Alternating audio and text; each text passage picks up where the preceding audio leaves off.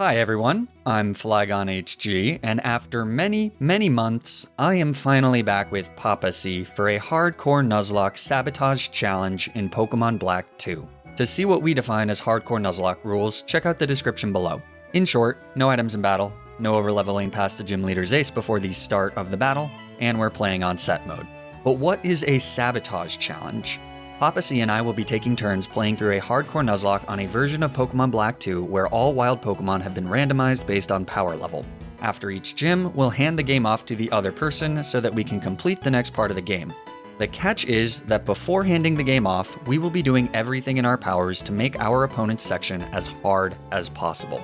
For example, we could release Pokemon, toss useful items, and even spend all of their money so that they can't afford to buy Pokeballs. Anything is allowed as long as it is theoretically possible to advance the game, though we did have a rule where you had to keep at least 2 Pokemon at all times. Other than that though, anything else is fair game. The first player to get their opponent to wipe wins. However, if you manage to successfully sabotage your opponent and they wipe, then you have to complete your opponent's section. Because if you can't, then you lose and your opponent wins. So there is a bit of a trade-off to sabotaging your opponent too much.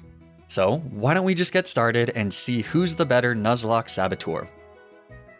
Since this video is on my channel, I get to start the run, meaning that it's my job to name our character and our rival. I think I do a pretty good job. I also get to choose which of the 3 starters we'll be using, which, as with all encounters in this game, have been randomized. My choices are Dratini, Charmander, or Bellsprout. So obviously I picked the strongest of the 3, Bellsprout. I name our Bellsprout Alvin, and after a battle against our rival that I only win because the AI refuses to kill me when I'm at 1 HP, we can start getting some more random encounters. I catch a Hoppit on Route 19 named Paul, a Shedinja on Route 20 named Daniel, and a demon baby thing from PaPaSea Ranch named Elizabeth. Now before you get too excited about any of these encounters, remember that most of them will just be butchered after the first gym anyways. Daniel the Shedinja, for example, is effectively useless for me since both of Charon's Pokemon no bite. But with the other 3 Pokemon, this first gym should be pretty easy. Trainer Pokemon aren't randomized, so I do know what's coming. Charon leads with Patrat, and I lead with Elizabeth, who starts by hitting Patrat with a Tickle to lower his attack and defense. That makes us able to tank a super effective bite. Since Elizabeth is likely getting dumped after this battle anyways, I can just afford to play a little fast and loose around crits here, so I stay in and hit another Tickle.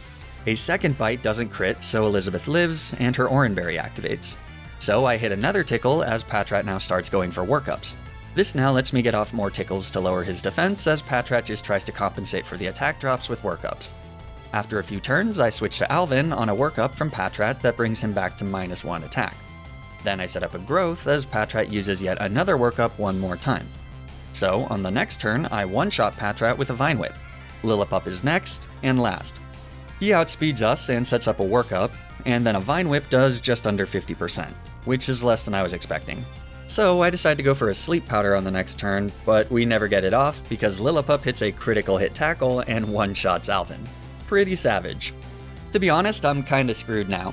I bring in Paul and he tanks a tackle. An Oranberry activating here means he'll survive another, but then we just miss a Poison Powder. Not that it really matters at this point, I don't think. Lillipup hits another tackle, which brings Paul to 6 HP, and then Paul decides to get his act together and connect with a Poison Powder. But because Charon still has a potion, I'm pretty sure this is just a lost cause. I switch in Daniel, hoping to be immune to Lillipup's tackle, but he goes for bite, so Daniel dies on the switch. Elizabeth is next on the chopping block, and also dies to a bite, so now we're back to Paul as our last Pokemon. Charon does use a potion here, so Paul is able to hit a tackle, but then on the next turn, he of course dies, and I wipe. I know that wiping to the first gym leader is really not up to the standards of excellence that you all expect from me. But it's what happened, and somehow we'll all have to move on. So this is me swallowing my pride, standing in front of you, saying I'm sorry for that fight. Let's take it from the top. On attempt 2, I use the same randomized file, so my choices for starters are the same. I decide that it's probably best to take Dratini this time, who I named Claire. I also get a Mareep named Martha from Route 19, a Shinx named Carlos from PaPaSea Ranch, and another Shedinja named Daniel from Route 20. I think this team is a bit better, so hopefully I can actually get past Charon this time. I decide to try to solo Charon with Martha the Mareep, because at the time I wanted to use this as a test run for an electric type monologue of Black 2.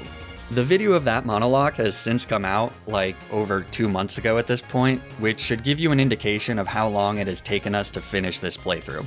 And by us, I mean me. PaPaSea was actually pretty quick at doing his parts, but then I'd just get the save file from him and sit on it and not do my part for like over a month. Sorry, PaPaSea, thanks for putting up with me. Anyways, with a bit of luck, Martha is able to sweep Charon's 2 Pokemon, and after far too long, I finally get the first gym badge. This means it's time for the first Sabotage. First things first, there are too many Pokemon in our party. As a reward for sweeping through Charon, I release Martha from her servitude. And then, after some debate, I release Daniel as well. I don't love letting PaPaSea keep a Dratini and a Pokemon with Intimidate, but it's still early game, so I figure I'd be easy on the Sabotage for now. I'm a nice guy. Oh, but I do make sure to buy a crapload of mail so that we don't have any money, get rid of Carlos's electric type move by teaching him Frustration, and jog back to Aspertia Town so that PaPaSea has a bit of a hike before moving on to the next part of the game. So let's hand it off to Spanish Potato Yes and see how he does.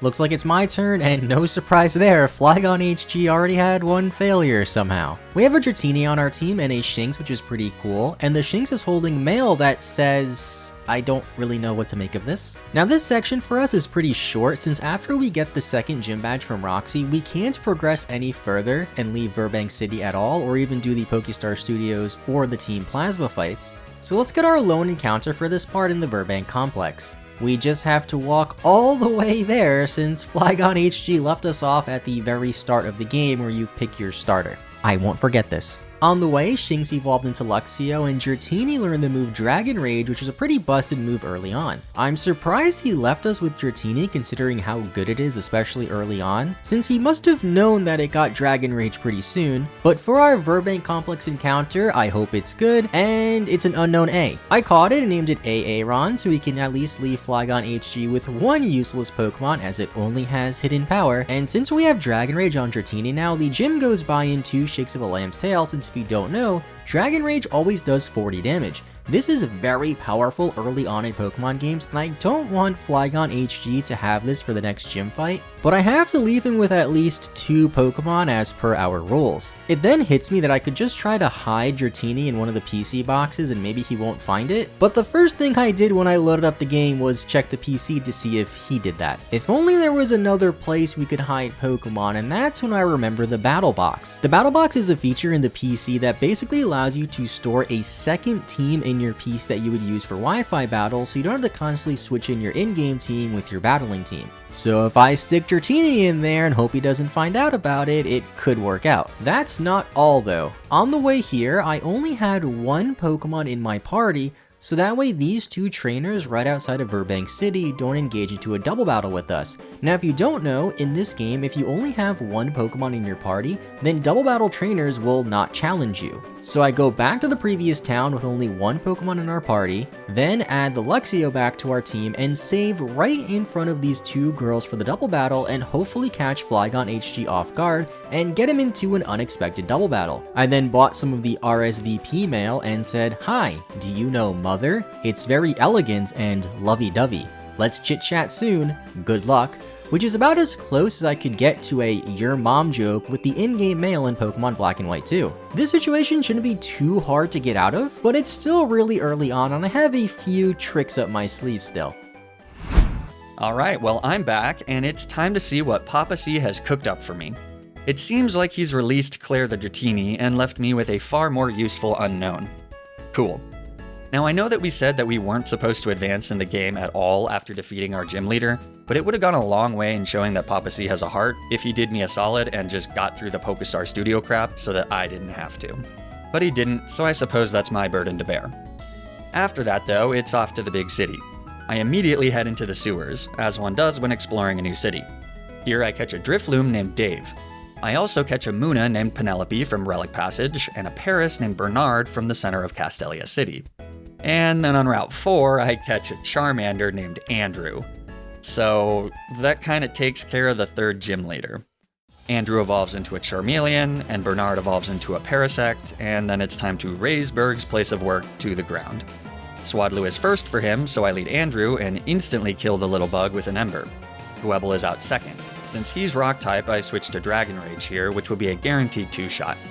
Dwebble uses Rock Polish on the first turn, so on the second turn he's out, he outspeeds and hits a smackdown, but with a held Eviolite, it really doesn't do that much damage to Andrew. So a second Dragon Rage takes out Dwebble. Last is Leavanny, and shockingly I actually outspeed him here. An Ember doesn't one-shot, but it does get a lucky burn, so Leavanny is essentially completely useless. He retaliates with a String Shot to slow us down, but after hitting a very weak Strugel Boogel on the next turn, a second Ember easily takes out Leavanny and wins us the third gym badge. So it's Sabotage time. Dave, Penelope, and Aaron all get the boot. Since I did this part of the run months ago, I can't really tell you why I decided to leave PaPaSea with 3 Pokemon instead of 2, but maybe I had my reasons, I don't know. Or maybe I was just being uncharacteristically nice. Whatever. From here, I spend all our money on repels, walk to the very back of the sewers, and then toss all those repels. Alright, see you soon. So it's been nearly a month since we last recorded this, and why am I in a sewer? After escaping the sewer after a couple of minutes, I checked the PC to see what Pokemon we still have. Looks like our Unknown was released, no surprise, and in its place we have a Parasect and a Charmeleon, and would you look at that, Flygon HG didn't find the Dratini we hid in the battle box. He also left us with 3 Pokemon instead of 2, since technically if he wanted to he could have just left me with 2. I assume he checked the PC boxes in general and maybe even checked the daycare for hidden Pokemon, but since the daycare is so far back, I'm not going to go back and check it until we get access to Fly after Elisa's gym. I then head up north of Castelia City, lay waste to Colress with some Dragon Rages from Dratini, and make it into the Join Avenue. I have some fun here and make the NPCs say Sub 2C and HG Smells. Now you could unlock another daycare area in the Join Avenue, which would be a great spot for hiding more Pokemon, but that's only after you beat the Elite Four, so I just head into Nimbasa City instead. The first thing I do here is gather the 10 red shards from this guy in the Pokemon Center. This might not seem like it's too important, however red shards are needed for some move tutors later on in the game, like in the next town in Driftvale City, and for most moves you need 10 shards, and this guy coincidentally gives us 10 shards. I then check our encounters to the east and west of Nimbasa, which end up being a Blitzel named Jorge and a Trico named Brendan, then I evolve them both and add them to the team. We have a full squad of 6 now that looks pretty strong and matches up decently against Elisa and her electric type foes. Dratini handles all of the junior trainers no problem with Dragon Rage, and he evolves into Dragonair at level 30, which is also the level cap, and has the Shed Skin ability to help against any potential paralysis from Elisa's Pokemon. We're able to take out her lead Emolga pretty easily and Flaffy pretty well, but it does paralyze us. On her Aceb Strika, we don't ever get the Shed Skin ability to activate, but we also never get full paralyzed anyway. Dragon Rage isn't enough to be a 2-shot though, and it's a 3-shot instead, meaning going forward we really can't rely on Dragon Rage as much to carry us anymore, but at least it got us this far to 3 gym badges. Now since in our rules we're not allowed to progress the story any further after getting the gym badge, I can't really go forward from Nimbasa City anymore, so I just buy 10 revives to waste some money and hide everything in the battle box except for Charmeleon and Zebstrika. I figured these were the ones I would struggle the most against Clay, aside from maybe Luxio too, but Luxio does have Intimidate, which is a pretty good ability that I don't want him to have. I even gave a red shard to Luxio before putting it in the battle box, so Flygon HG will be only left with 9 red shards, not enough to teach a Pokemon a move if he really wanted to do so. I then backtrack to the Desert Resort for the last encounter I can get, which is a Gligar I end up failing, and just leave him off in the desert. I could have put him in a more precarious area and possibly even poisoned our Pokemon or something like that, which would have been pretty funny, but he didn't sabotage us too hard aside from just leaving us in a sewer, and he even released the Unknown and gave us an extra Pokemon. So I think our real win con is going to be hiding as many good Pokemon in the battle box as possible, hoping he doesn't find it, and just leaving him with 2 weaker Pokemon that would struggle against the next gym leader or Team Plasma fights. Let's just hope he never finds out about the battle box. Okay, this time I awaken to find myself in the Desert Resort, with a Charmeleon and a cow. Not exactly ideal for fighting Clay, but there are a lot of encounters I can get before that. From Lost Lorn Forest, I get a Scraggy named Paul. From Relic Castle, I get an Oddish named Simon, who I quickly evolve into a Blossom using a Sunstone that I get in Nimbasa City. I also managed to catch a Drillbur on Driftvale Bridge, who I named Virginia. And then, once I get to Driftvale City, I get N Zorua. But he didn't get randomized for whatever reason, so I punt him like a football. On Route 6, I get a Baltoy named Gene, and in Chargestone Cave, I get a Natu named Eugene. Across the board, pretty solid encounters, so now Clay shouldn't be too difficult. I make sure to evolve Eugene into Xatu and Virginia into Excadrill, and then it's showtime. Clay leads Krokorok, and I lead with Simon. After an Intimidate, Simon hits a Mega Drain, which leaves Krokorok with a Sliver. I wasn't expecting to outspeed, which is why I went for Mega Drain here to recover HP instead of just using Magical Leaf. After Krokorok hits a Soft Bulldoze, Clay uses a Hyper Potion on the next turn, but then Simon just one-shots Krokorok with a Magical Leaf. Sandslash is second. Because of the Bulldoze, he hits a pretty hard critical hit Crush Claw, but then a Magical Leaf takes him out in one shot as well. So last is Clay's Excadrill. I switch to Jorge, who tanks a Rock Slide. Jorge now baits a Bulldoze, so I switch to Virginia, who's holding an Air Balloon and is therefore immune to Ground-type attacks. Excadrill outspeeds and hits a Metal Claw to pop Virginia's Air Balloon on the next turn, but then Virginia cleanly one-shots Excadrill with an Earthquake, winning us the battle. Excadrill is a ridiculous Pokemon, so that was a lucky pull. During the Sabotage here, I release everyone except Paul the Blossom, Jean the Baltoy, and Virginia the Excadrill. I have to give PaPaSea 3 Pokemon here because you can't enter the Pokemon World Tour with less than 3 Pokemon. And it's not like he's hiding Pokemon somewhere or something. That'd be pretty lame. The gym leader that PaPaSea has to fight next is Skyla and her flying types, so I make sure to teach Virginia exclusively ground type moves and cut.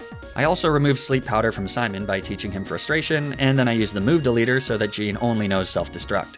PaPaSea can use TMs and the move relearner to fix most of this, but I still think it's pretty funny. And then, as always, I make sure to make him destitute and toss all the useless items that he's collected, including a bunch of red shards. Alright, the floor is yours, PaPaSea. The first thing I noticed when Flygon HG sent the save file back to me was that he marked the Pokemon I've been hiding in the battle box as released on the shared Google Doc we've been using to keep track of encounters. I thought maybe he found out about the battle box, but nope, they're still there. I bet he thought he was slick with this one too, especially with what he left us off with. I unmarked them as released, but I think he's getting close to finding out our trick. We make adjustments to the team and I keep this Excadrill, Blossom, and Baltoy he left us. Also turns out that Baltoy only has Explosion and Excadrill only has Cut, so good thing we have the hidden Pokemon in the battle box. I then notice that we have no money whatsoever, and he somehow used the 9 remaining red shards that I left him. These next few tasks are pretty easy for Claire the Dragonair though, taking out the PWT and the Plasma Pirate ship, taking us all the way through the Chargestone Cave and into Misralton Town, where we get the Master Ball. We then have our first encounter, which is a Musharna on the next route that I caught named Ariana, then hide in the battle box, as well as a Pikachu in the Celestial Tower that I named Ash. These are our only 2 encounters we can get for now, and this Pikachu is perfect for Skyla's gym since it has the Thunderbolt attack and I can give it the Expert Belt we found in Driftvale City.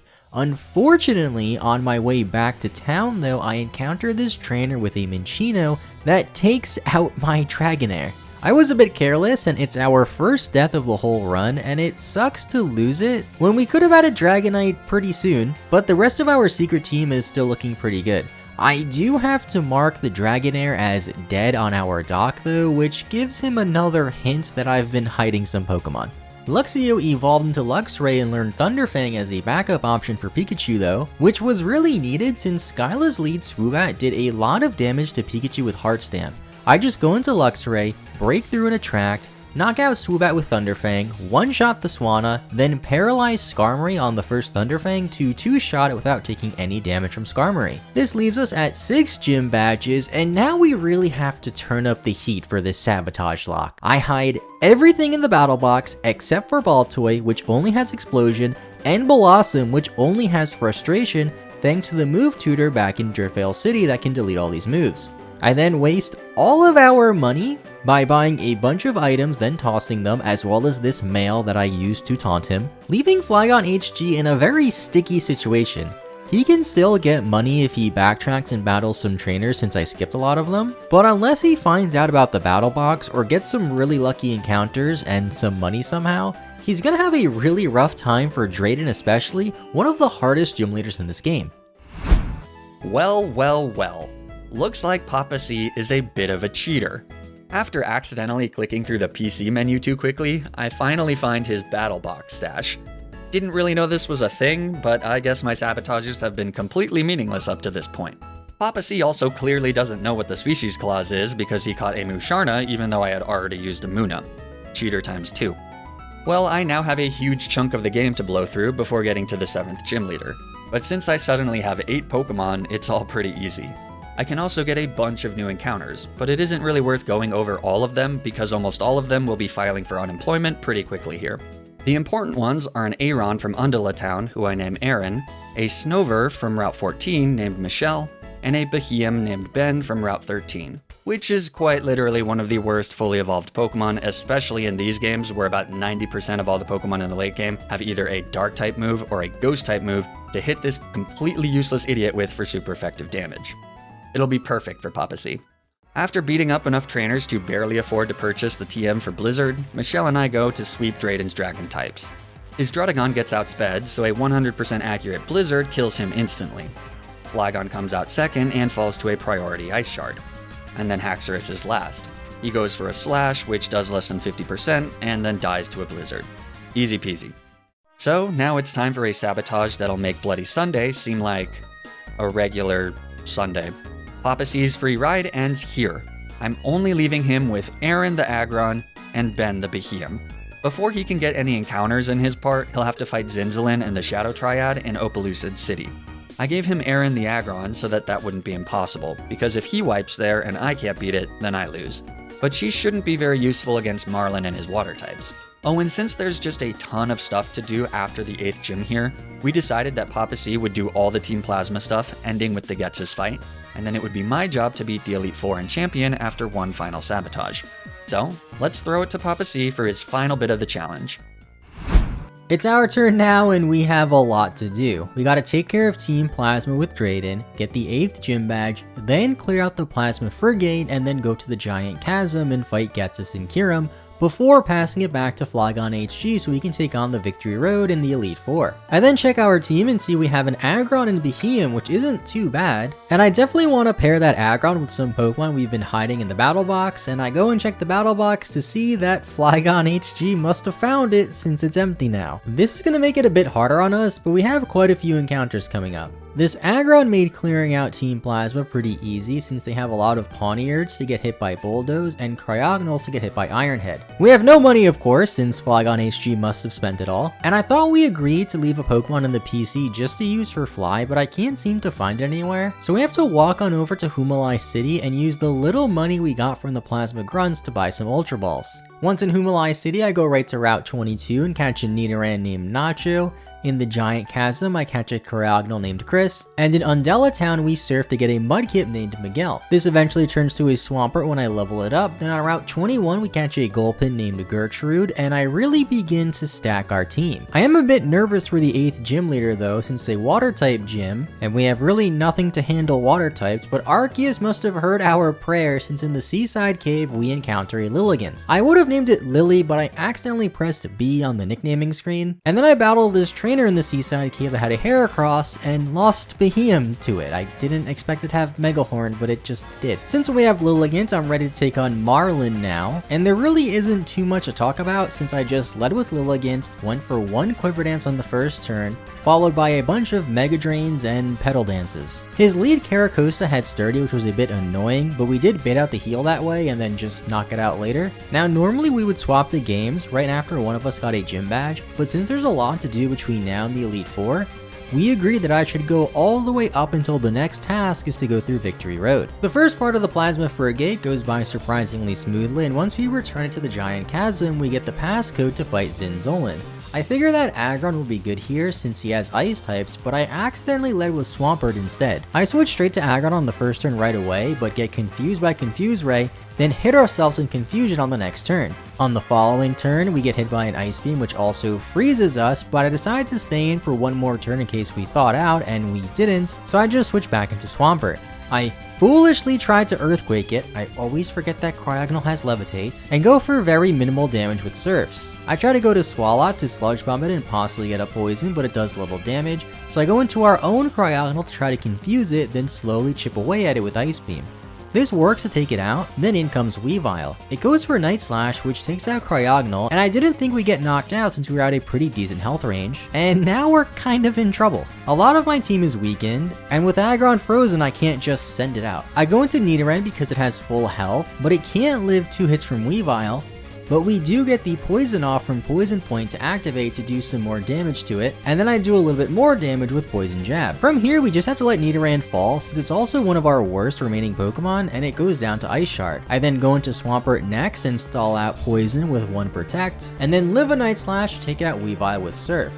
He then sends out his other Cryogonal, so I switch into Swalot. It lives a hit, but gets frozen. I don't think a Sludge Bomb would have done that much damage to take out Cryogonal in the first place, and then Swalot just falls. I then have to take a bit of a risk by sending out Lilligant. It has full HP, but if I Quiver Dance, it'll boost his special defense while also boosting his special attack, so he can hopefully live an Ice Beam. The Cryogonal goes for Light Screen first though, so I go for a second Quiver Dance. As long as we don't take a critical hit, we should be okay, and we live an Ice Beam with just over half health. I then go for Petal Dance, live a second Ice Beam, then take out Cryogonal in the following turn with another Petal Dance. That was a really scary battle as we lost a lot of Pokemon there, and I didn't play perfectly. I probably could have saved the Swalot there for went to Lilligant first, or if I just led Aggron, we could have possibly swept the whole thing without losing any Pokemon, much like it did earlier. I then heal up at the doctor and then prepare to fight Colress. Aggron and Swampert should be pretty good here with their ground type moves, so I lead with Swampert on his Magneton. I go for Earthquake and knock Magneton down to its 30. He then heals, so I go for 2 more moves to knock it out, and then in comes Behemoth. I stay in thinking it wouldn't have too much to hit Swampert, but I was wrong as it takes an Earthquake, then knocks us out with Energy Ball. I send out Aggron next to Iron-Head it, and it knocks it out. Next comes Metang, which I bulldoze a couple of times to knock out, but I do take a bit of damage in the process. Last up is his Kling Clang, and I meant to go for Surf here to break the air balloon because it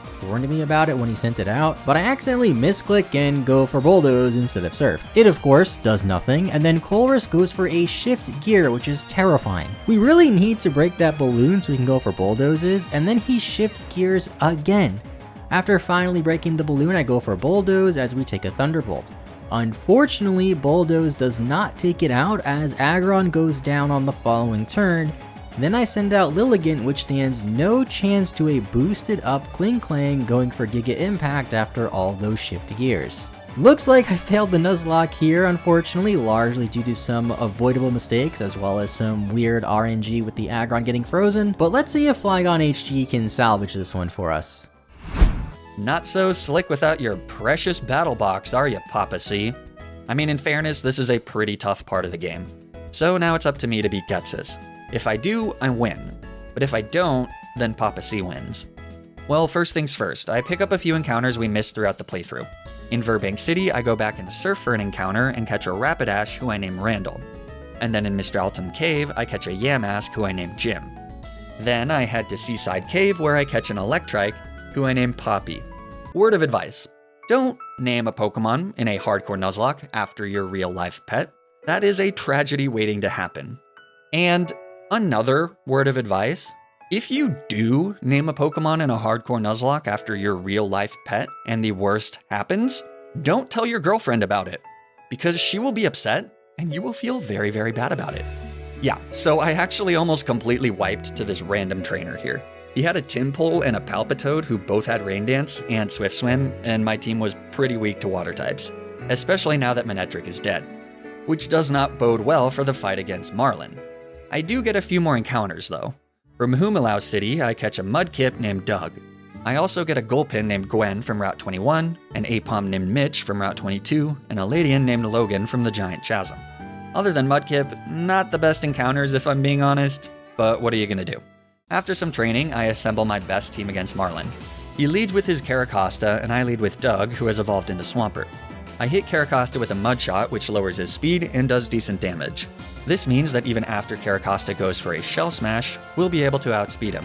So a Bulldoze on the next turn takes him out. Wailord is next, so I hit him with a Bulldoze as he goes for an Amnesia. Then I hit a second Bulldoze, which brings Wailord into the yellow. Wailord fires back with a critical hit Scald, but thankfully it doesn't burn. So on the next turn, I go for a Dig in order to ensure the kill. After Wailord misses a Scald, we connect, and he goes down. So last is Jellicent, but he's a big issue. I switch to Logan, who allegedly has decent special defense, but I suppose it doesn't matter much if your HP stat sucks, and if everything else sucks about you. He also gets burned by a Scald, which is pretty bad. I set up a Sunny Day here on the next turn, so Jellicent's Brine doesn't do much, and Logan lives to fight another day. Then I switch to Mitch, who has evolved into Ambipom. He shrugs off a Brine thanks to the sun.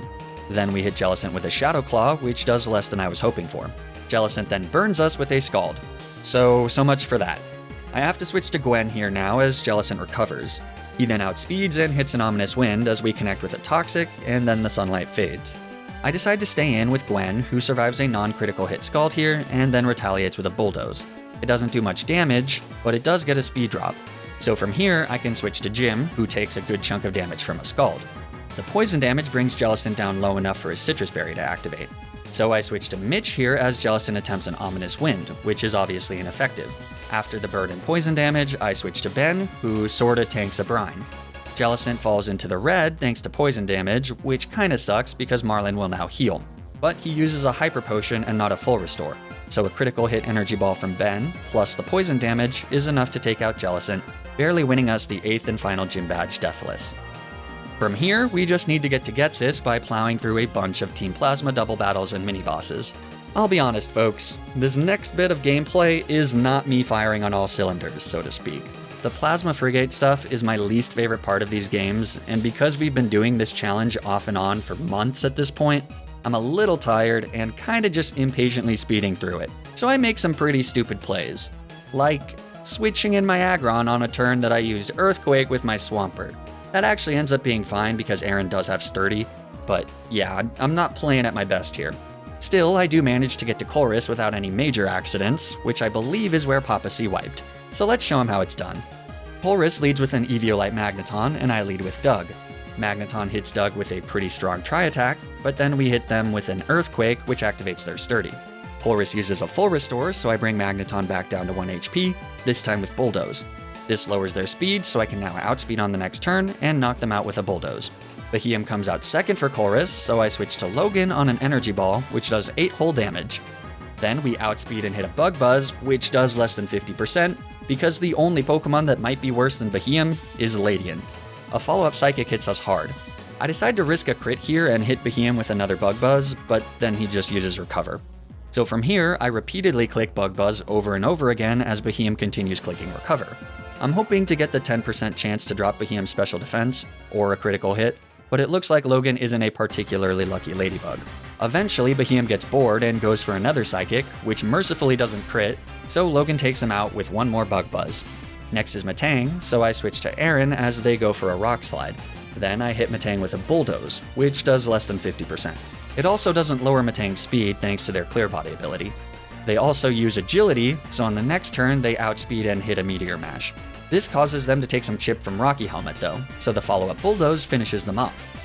Fourth is Kling Klang, who has an Air Balloon. They hit Aaron with a nasty Thunderbolt that crits and leaves her with 15 HP, but she's then able to hit a Soft Iron Head that pops the Air Balloon. So on the next turn I switch to Doug, who is immune to a Thunderbolt. Then Kling Klang uses Shift Gear, which is pretty scary, but Doug fires back with a critical hit Earthquake that takes them out in one shot. I'm not really sure if that crit mattered, but I might have just gotten really lucky there. Last is Magnezone, who we outspeed and bring down to 1 HP with Bulldoze. A Flash Cannon does a bit of damage in retaliation, and then a second Bulldoze takes out Magnezone and wins us the battle. So we've now made it further than PaPaSea, but it's not a victory quite yet. Now it's time for Ghetsis, who is pretty tough. And honestly, my Pokemon, other than Doug and Aaron, are kinda terrible. But let's see what we can do. First up, I have to fight Kyurem Black, so I make sure to lead with Aaron. But I didn't realize that Kyurem Black would be randomized, and they happen to randomize into an Entei, which isn't the best matchup, but it could be worse. I instantly switch to Doug, who gets hit with a Swagger. This is going to be super annoying, isn't it? Entei goes for a Stomp next, which does pretty solid damage, and also causes Doug to flinch.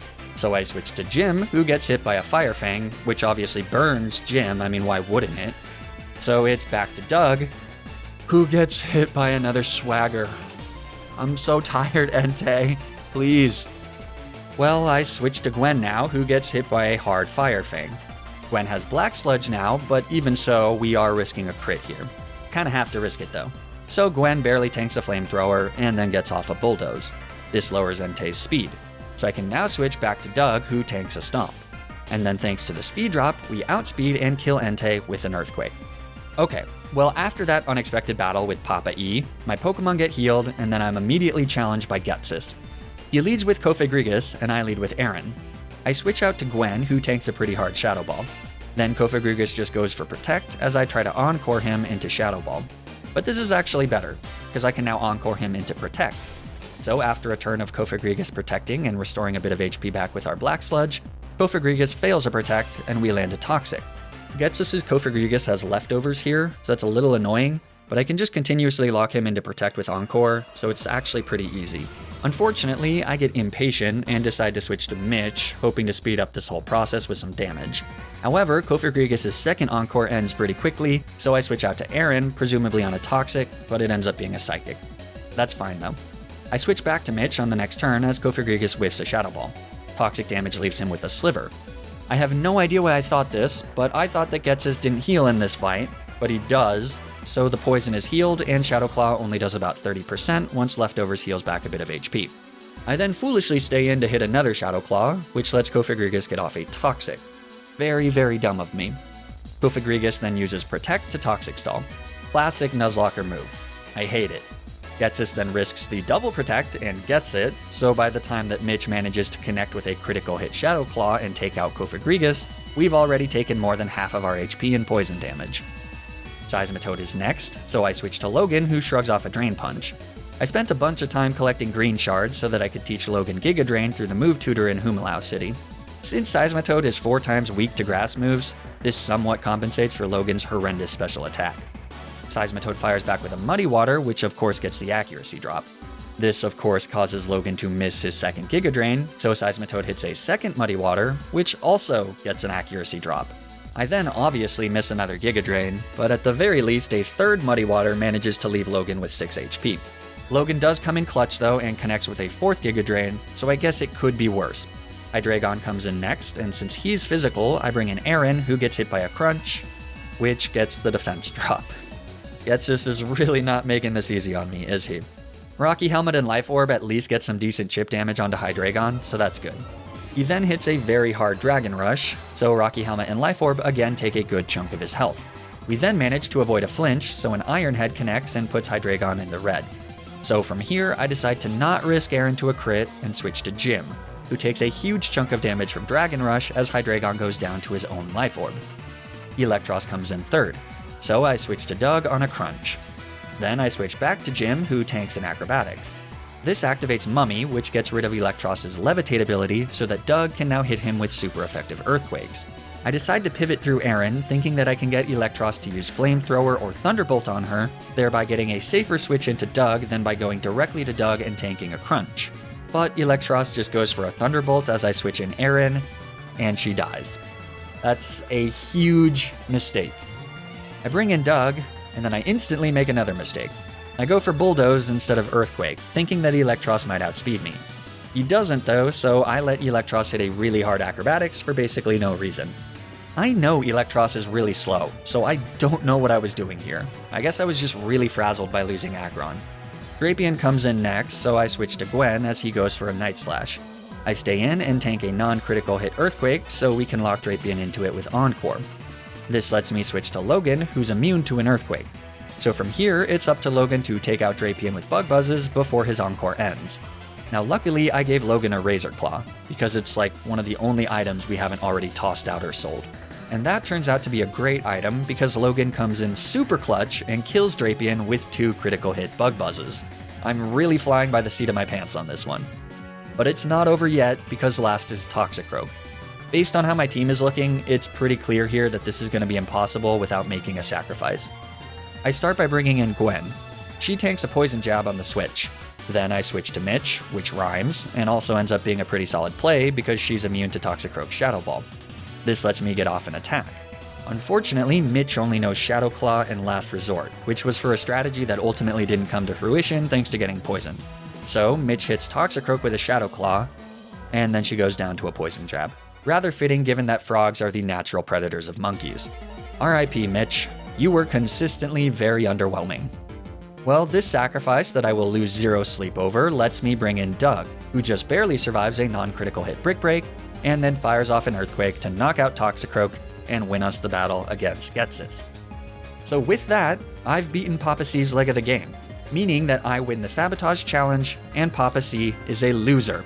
But now that I've asserted my absolute and utter dominance, let's see if we can finish up the run and become champions of the Unova League. I start by getting the last few possible encounters. I get a Golurk from Route 23 named George, which is a decent encounter, though I already have a Ghost type and a Ground type, so I would have preferred almost anything else. Then I get a Kingler from Victory Road named Carl, which is completely useless. And finally, I get a Gigalith named Gina from the Abundant Shrine. Definitely not useless, but that's now 3 Pokemon that are incredibly slow and not all that bulky. I mean, Gina has good defense, but defensive rock types fare very poorly into the Unova Elite Four. But let's see if we can even get there, because the very first trainer in Victory Road has a Sigilyph, which manages to crit Jim with a Psychic and kill him. So I bring in Gina, knowing that we are guaranteed to survive at least one hit thanks to Sturdy. But because Sigilyph previously set up a Cosmic Power, a Smackdown doesn't kill him. So then I have to switch to George, who also gets crit by a Psychic, though at least they end up living with 33 HP. So I switch to Randall, our only team member that can outspeed Sigilyph. Since he just hits an Ice Beam, we can oh no wait, we don't outspeed with Randall either.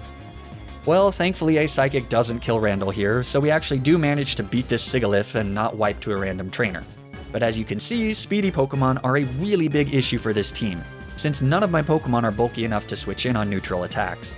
So, for example, veteran Portia with her Starmie is definitely a problem, since Starmie is very fast, quite bulky, and this one in particular has a very diverse moveset. They come in against Doug after he one-shots Portia's lead Zebstrika with Earthquake. Starmie threatens with Grass Knot, so I switch to Ben, who just gets nailed by a Surf, which as you can see does a ton of damage. Gotta risk a crit though. A second Surf leaves Ben with 17 HP. A follow-up Energy Ball doesn't even bring Starmie into the red because Beheeyem just sucks.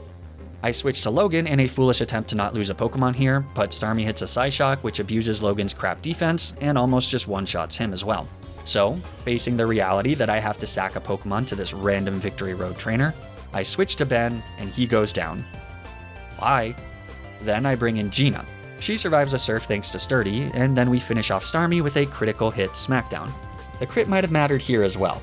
I don't know. Sock is last, but he's completely walled by George, so there's no need to sit through this, and the battle is won. But as you can see, I'm bleeding Pokemon left and right here. So the final obstacle before the Elite Four is one last fight with our rival, who has been completely absent in the video since the very beginning, because throughout the playthrough he really hasn't been that difficult. But in this fight, with this ragtag team, he can be. He leads with Unpheasant, and I lead with Gina. Unpheasant immediately uses U-Turn, which activates our Rocky Helmet for some chip damage, and then brings in Bouffalant. He takes a small bit of damage from Rock Slide on the switch. Then I switch to Logan on an Earthquake. And then I proceed to switch back and forth between Gina and Logan. Thanks to Recoil and Rocky Helmet chip, Bouffalant is taking a ton of damage on each turn. The plan is to do this until Bouffalant is in range to getting killed by a Bug Buzz from Logan. Though Bouffalant has to be pretty low for that to happen, since Logan's special attack stat is really terrible. Unfortunately, yet again, I'm screwed by the fact that the AI is not playing with a hardcore rule set, so Poop heals his Bouffalant. You'd think after the Getsus fight that I wouldn't make this mistake twice, but here we are. Well, Gina has taken too much damage to continue this recoil strat, so I bring in George, who is immune to a head charge. Then we exchange Earthquakes. Ours does slightly more damage, which is great.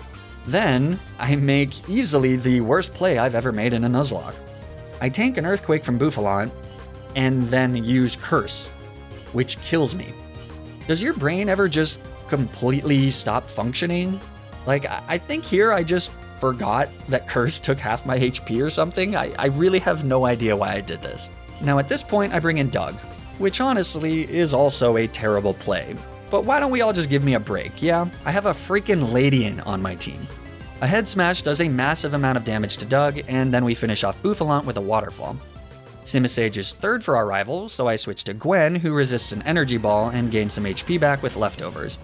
Simisage then outspeeds and hits a Crunch as we fire back with a Sludge Bomb. But that's not enough for a one-shot, so we have to take one more Crunch before the monkey goes down. Third is Samurott, and I've basically got nothing for this scary Sea Otter. I switch to Carl, who resists Surf, but he still takes over 50% because he sucks.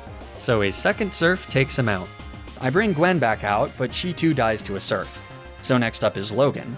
I click Bug Buzz, which does manage to get the special defense drop, and then Samurott goes for a weak Revenge for some reason.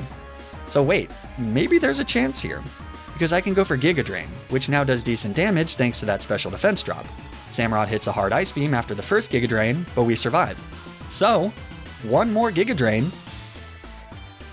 leaves Samurott in the red, and Logan goes down to a Torrent boosted Surf.